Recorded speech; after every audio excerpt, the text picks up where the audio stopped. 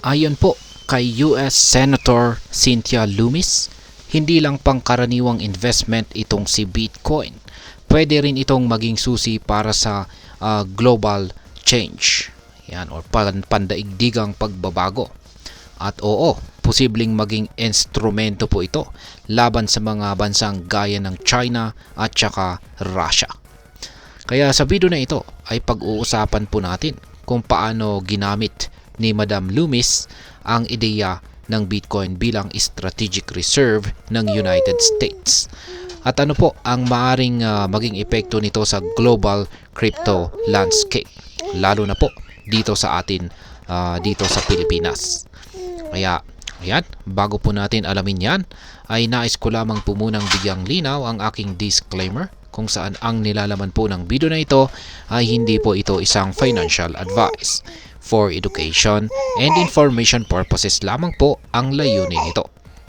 Ayan, ang atin pong nakikita rito ay si Senator Cynthia Lummis. Kaya yan, pag-uusapan po natin yung kanyang pahayag dito.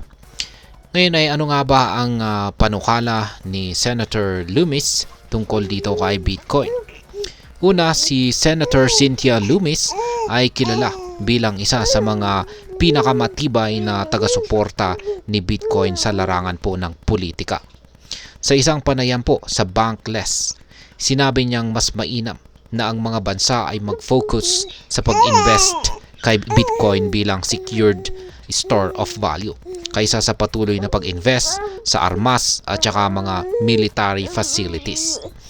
Ayon po kay Madam Lummis, kung ang US ay magsisimula ng bumili ng Bitcoin bilang bahagi ng kanilang national reserve, maaari po magkaroon ng domino effect. Yan, at paano? Posibleng mabahala po ang China at Russia at sila rin ay mapilitan na mag-invest kay Bitcoin. Imbis na makipagkompetensya sa armas, magkakaroon po ng tinatawag na Bitcoin race sa halip na arms race. Yan. Bakit Bitcoin ang nakikita po niyang secured store of value? Yan, sa panukala po ni Madam Lummis, si Bitcoin ay hindi lang isang simpleng digital asset. Ito po ay isang hedge o protection laban sa mga economic uncertainties. Sa dami po ng mga natural na katangian ni Bitcoin, tulad po ng scarcity o limitadong supply nito, transparency sa blockchain at pagiging decentralized, isa po ito sa pinaka-ideal na long-term investments para sa mga bansa. Ang kanyang panukala ay maglaan po ang US ng $521 billion para makabili ng Bitcoin sa loob lamang ng 5 taon. Ito ang tinatawag na strategic Bitcoin reserve na ayon sa kanya, hindi kailangang manggaling po sa bagong kapital. Sa halip, maaring ibenta ng US ang ilan sa kanilang gold reserves para punduhan ang pagbili ng Bitcoin.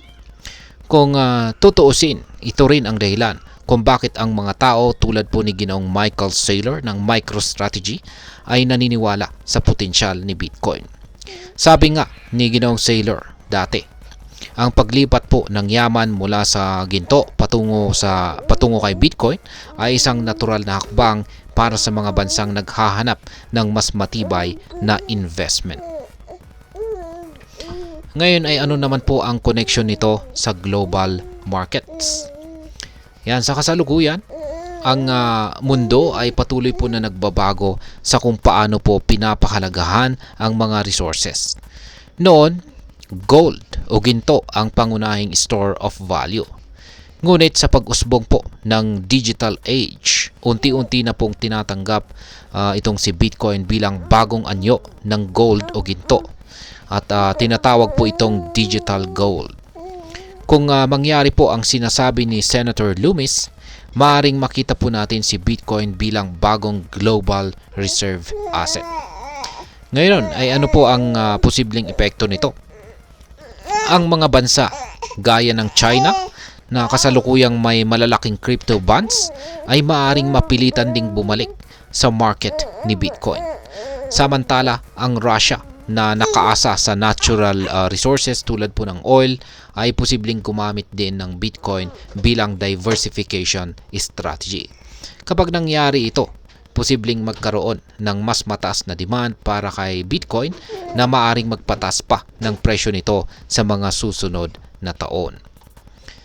Ngayon ay ano po ang kahulugan nito para sa atin bilang mga Pinoy crypto traders or investors ni Bitcoin? Ayan, para sa atin, ang ganitong klase ng balita ay mahalaga dahil maaari pong magbigay ito ng insights sa magiging takbo ni Bitcoin sa hinaharap. Kung si Bitcoin ay magiging bahagi ng strategic reserves ng malalaking bansa tulad po ng US, maaring mas maging stable ang presyo nito at mas marami pong institution ang papasok sa market. Sa ganitong senaryo, magbibenepisyo po ang mga maagang nag-invest kay Bitcoin dahil ang demand ay sigurado pong tataas at kasabay nito ay ang presyo. Gayunpaman, ito rin ay isang paalala na ang crypto ay nananatiling volatile o mabilis magbago ang kanyang presyo. Kaya't mahalaga po ang tamang timing at saka risk management sa bawat galaw natin sa market.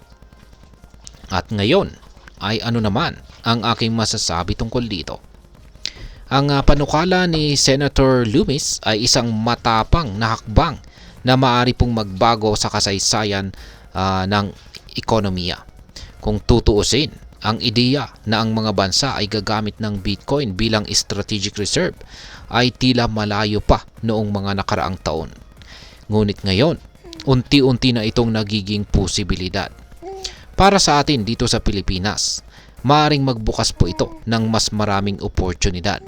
Hindi lamang para sa mga individual traders, kundi pati na rin sa gobyerno kung sakaling magpasyang sumali ang Pilipinas sa Bitcoin adoption movement.